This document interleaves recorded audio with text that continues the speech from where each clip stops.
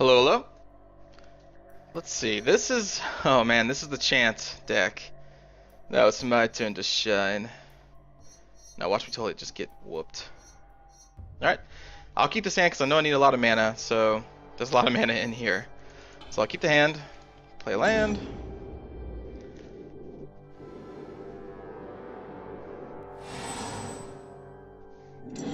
Looks like I'm not going to be doing anything for a few turns.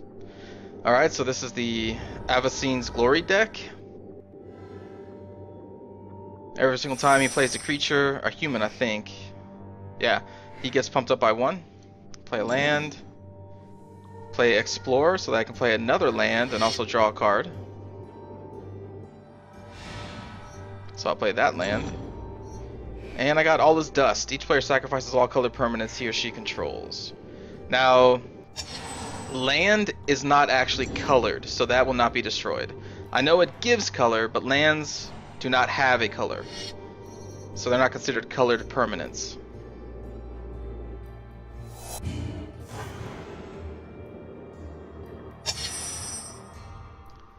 Okay, so I will play the Kalanini Hard Expedition, which every time I play a land, it gets a counter. When it gets 3 counters, I can sacrifice it and put 2 lands into play tapped. I'm going to play this land, which should give 1 counter to that. Yes, I want to use the ability. I'm going to play Explore, which will draw a card and able to play another land. So I drew a land. I'll play a land. Yes, I want to use the ability. So now that has 2 counters on it. 1 more counter, I can sack that. So here we go. Was that round 3? And I'm up to 5 land. He plays Doomed Explorer. That's a 1/1. When killed, it becomes a 1/1 flyer. Now his Paladin's up to 2. He's going to strike for 2 this turn, which is fine. Next turn I'm probably playing Grazing Gladeheart, which whenever I play a land, then I gain 2 life. So before I play that land, I'm going to play him. So he's just a 2/2. Landfall. Land enters play. Gain 2 life. So I'm going to play my land for the turn, which then also activates this, which will have 3 counters now. I get 2 life.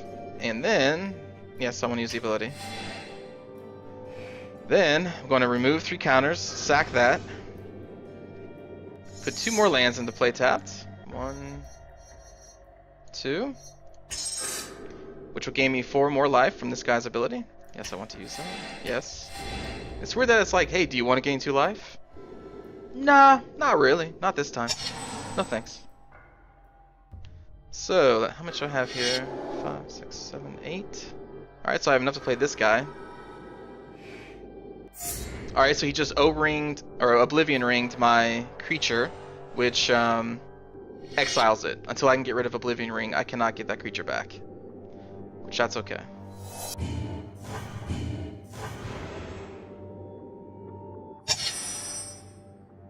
So do I play my worm, or do I play all his dust first and clear the board, including that enchantment which would bring back my creature?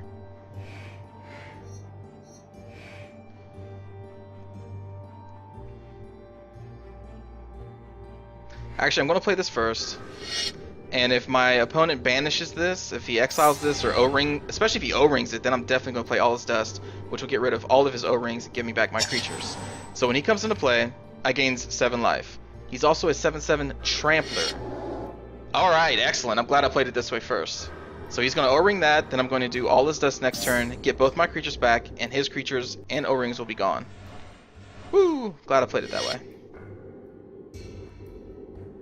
Watch him have a 3rd O-ring in his hand already. Now in Magic, you can only have, unless otherwise specified, you can only have 4 cards of the same thing in your deck. So you can only have 4 O-rings. So the chances of him having another one is pretty slim. Alright, so I'm going to play all his dust. He's going to sack all these. I should get back my 2 creatures. There's my 2/2. There's my 7/7. So my 7/7 came back into play. So I should have gained 7 life, I believe. Yep, I gained 7 life again. His Doomed Traveler died, so he came back as a 1/1 flyer. And things are looking pretty good. What is this? Enchant creature. What was that? Gets +2/+2 as long as it's human, otherwise it can't attack or block. Nice. Alright, so I cannot use this creature at all. Until I get rid of that enchantment. Or if I can turn the human into a worm into a human. Which that's not gonna happen. But that's okay. I have Ulmog's Crusher. Which I'll be playing.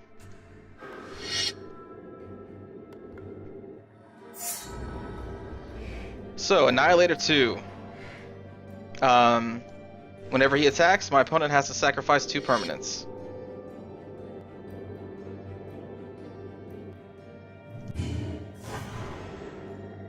I just swung for 2 because he had no blockers.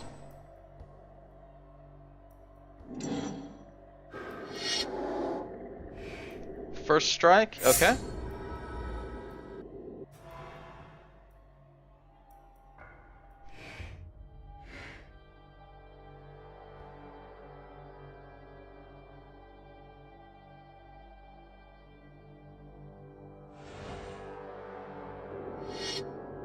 I'm assuming he's going to block my 8/8 with the 2/1 next turn.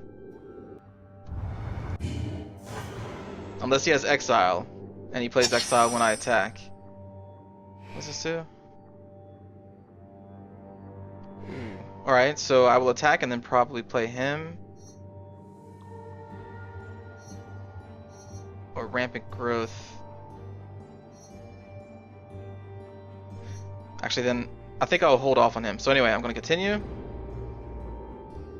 He has to attack automatically. I cannot prevent it. He will attack automatically. I'm not going to swing with my 2/2. And I will attack. So Annihilator kicks in. My opponent now has to sacrifice 2 permanents. That includes lands.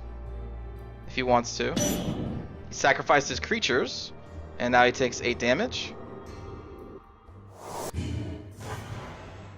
Now I'm going to play another Kalini Heart Expedition. And a Rampant Growth, which will bring a land card into play tapped.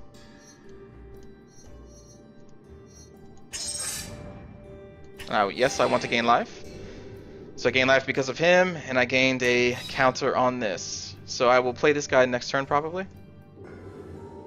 Because X means how much ever mana I want to pay for him. So I want to get as much mana as I can to make him as powerful as I can.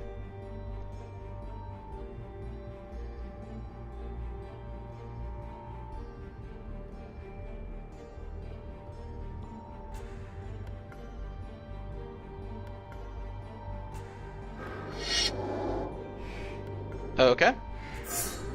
So her power and toughness equals how many creatures are on the board on their side. So she's a 3/3 with vigilance, meaning she doesn't tap to attack. And she summons 2 1/1 tokens as well. I'm going to drop a land for the turn. Yes, I will gain life. That will gain a counter. Yes, I wanted to gain a counter. I will play him after I attack. So I will continue. Swing with the Annihilator. Actually, yeah.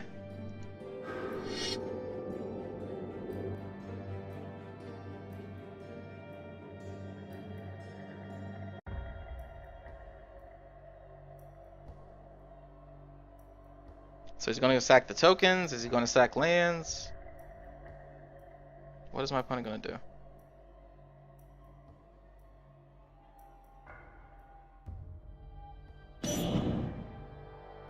Sack the creature and a land. Alright, so now he gets to assign blockers. He's going to block with the 1/1. I'm now going to play Vastwood Hydra. Pay an additional 8, so he's an 8/8 Hydra. I don't believe he has trample. No. But when he dies, I can distribute these counters on my other creatures. Is she a human? Alright, so as long as he controls a human, this is indestructible and hexproof. So I need to kill that human. Don't know how. Alright, so I'm going to play this creature, meaning I can play an additional land on my turns now because of her, and I now play with the top card of my library revealed. If it's a land, I can play it. That is not a land. So he automatically swings. I'm going to swing with him. And attack. So now my opponent will have to sacrifice. I imagine he's going to sacrifice the lands, because if you sacrifice his human creature, then the angel loses its indestructibility. Yep. Problem is, if he tries to block... Okay. I was going to say, if he blocks with the human, and the human dies, then the angel would have died as well. So my opponent has 2 life left. I should have swung with my 2/2. Thinking back on that now. I wasn't thinking that one through.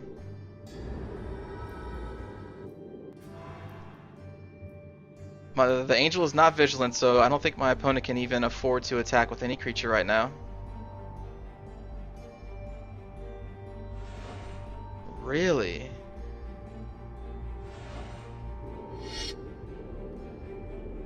I guess he's just... My opponent probably knows that they've lost, so he's just attacking just to deal some damage. I'm not going to block with anything.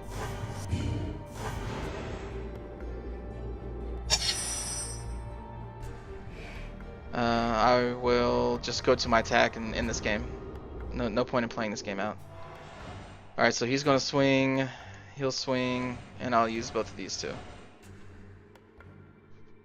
And I'll say, good game.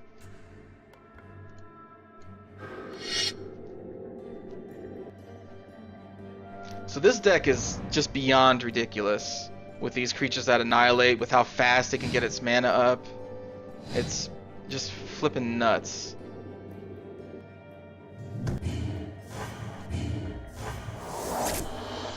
So he kills. Yep. Alright, so good game to my opponent. Hope you guys enjoyed that. It was nice to be on the other side of the Chant deck for once. That deck is so nuts. I can't believe it. Anyway, I'll see you all in the next match.